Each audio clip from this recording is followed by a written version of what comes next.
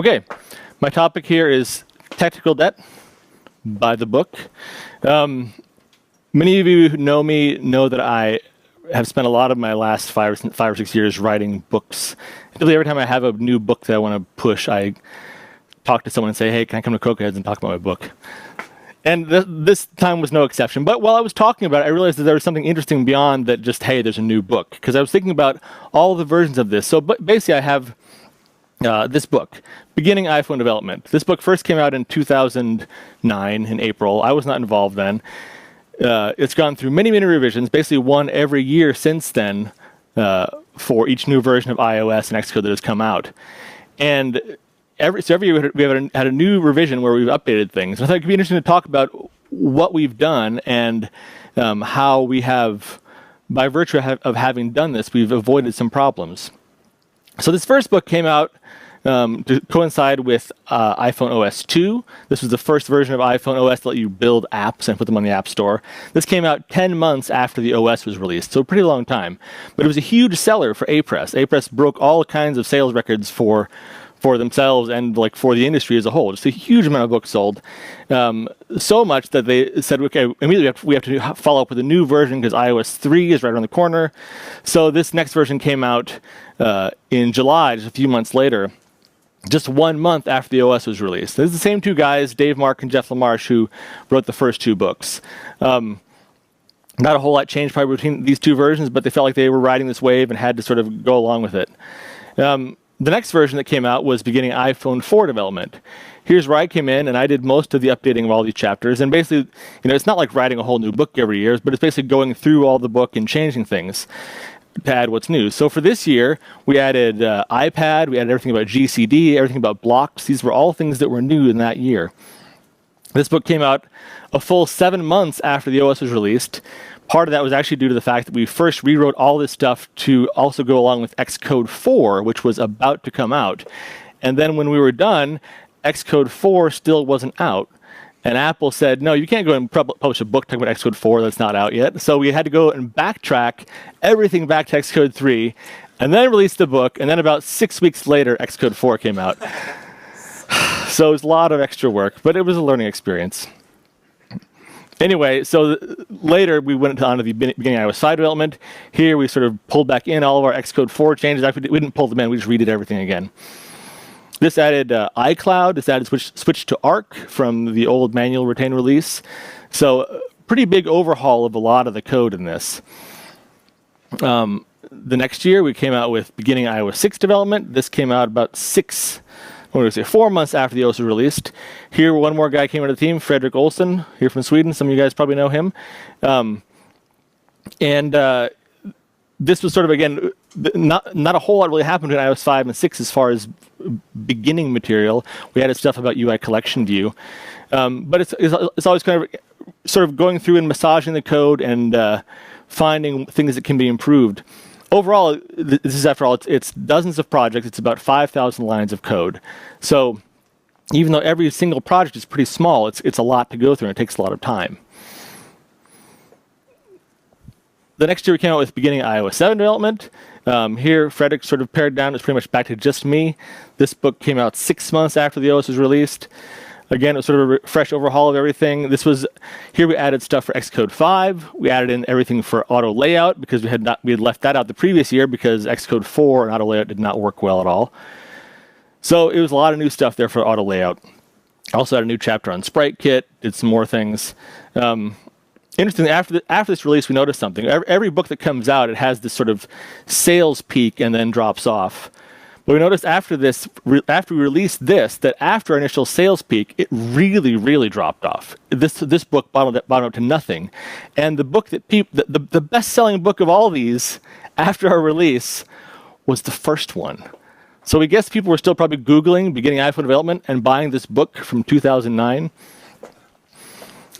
So that's pretty sad. So the next year, which was last year, we went back to the original title, Beginning iPhone Development. This came out in this past November. This is updated for iOS 8 and for Xcode 6. And essentially, this entire update was done by our new guy who got the honor of being listed third in the list, Kim Topley. I honestly have not even touched it, and I owe him a huge debt of thanks for doing this.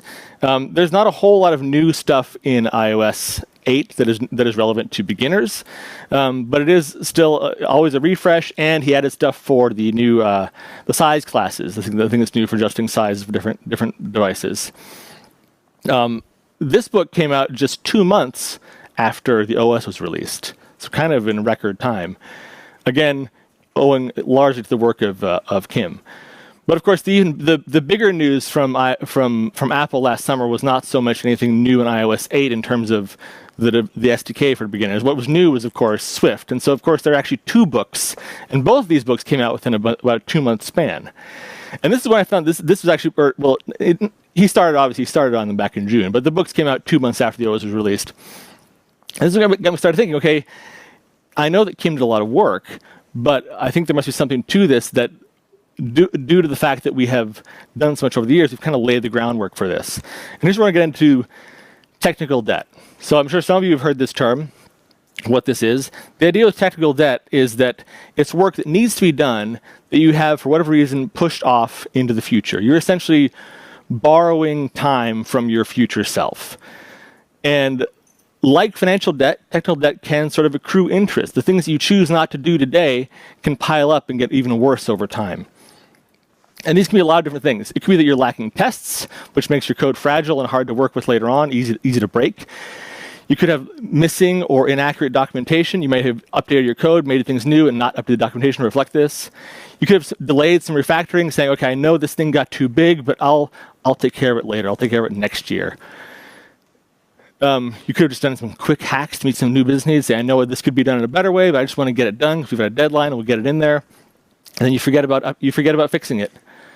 You could have 2 tightly coupled systems or components that are sort of messing you up in the long run. Excuse me. You could have outdated tools or techniques. Things that were current years ago when you built your system aren't current anymore. If you want to open up your old project on your brand new machine, you find, okay, half this stuff won't even compile anymore. So these are all things that are sort of pieces of technical debt that can come back to bite you. And there's a point to actually, you might sometimes want to keep some technical debt for a variety of reasons.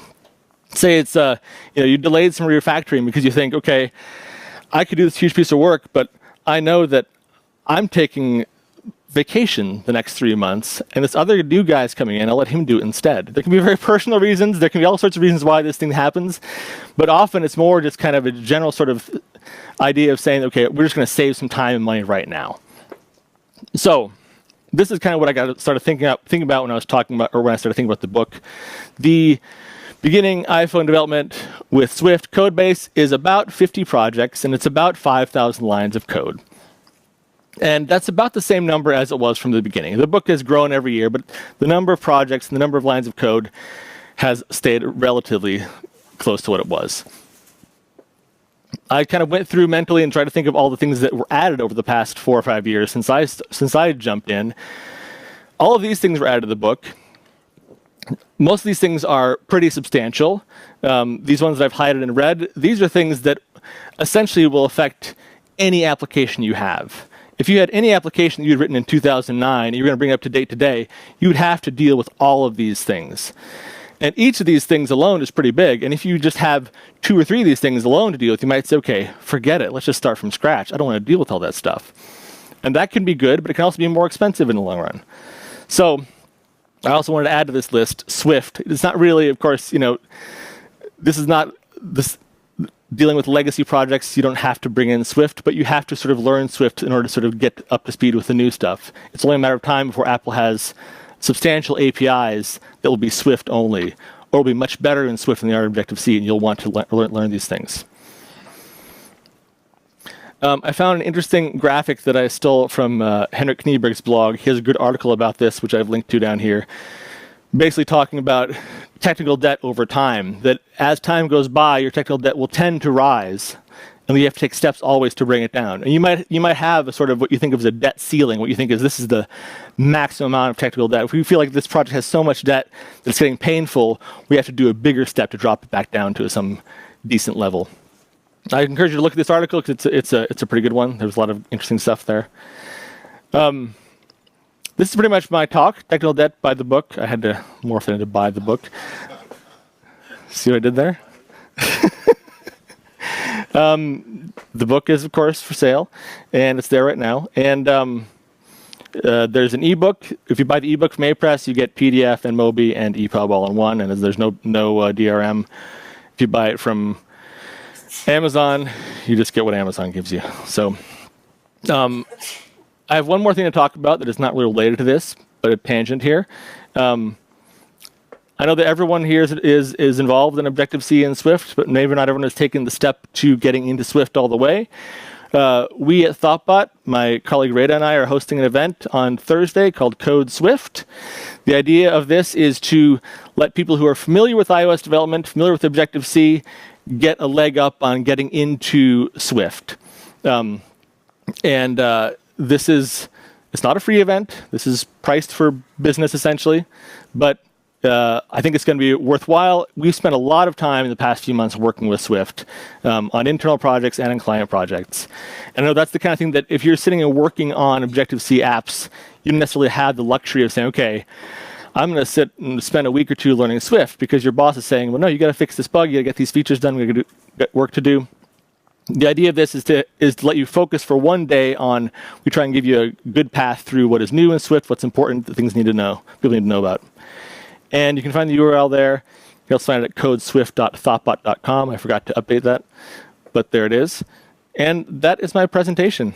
Thank you, everyone.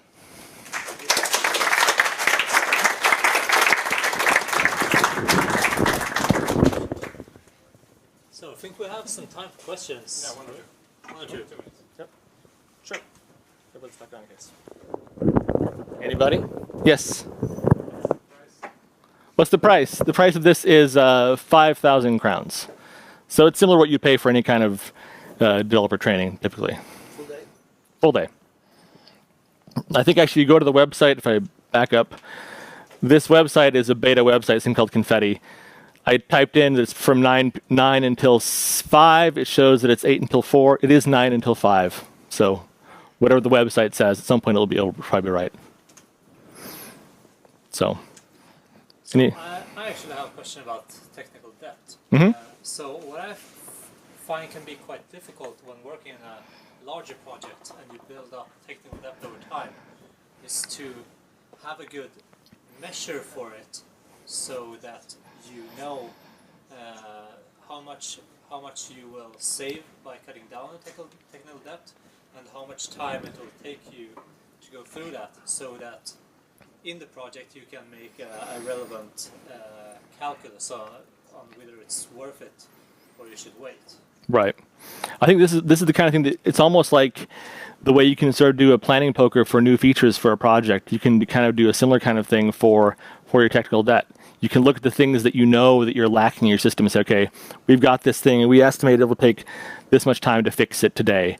And try and extrapolate, what's the worst case if we don't fix it today and this or that changes in a year, what might happen in a year? And if we compound this with this other thing that we know we're lacking, what is this going to cost us later on compared to what it costs us now? And I think like Henrik Knieberg in his article that I mentioned, he was sort of, one of the things he was talking about is that almost no one will want to have a technical debt of 0. Because in truth, there are always things where if you would do everything, maxed out 100%, that's part of Agile. We know that we throw some things away. You know that you're working on stuff, and some little pieces are going to be a dead end always. And if you've spent, 100% effort on getting this thing done and say, okay, well, that was actually wrong, we're going to throw away that. You could have saved a little by going 80% down that road first and making sure it was right before you do the following up with the last 20%. So there's always a bit of a back and forth there and a bit of push and shove. But I think the best way is to try and simply estimate the amount of work that it's going to take you to do something. But I don't really have I don't know if any sort of direct tools to apply exactly to this beyond that. Okay. Well, thank you very much for the talk. Welcome.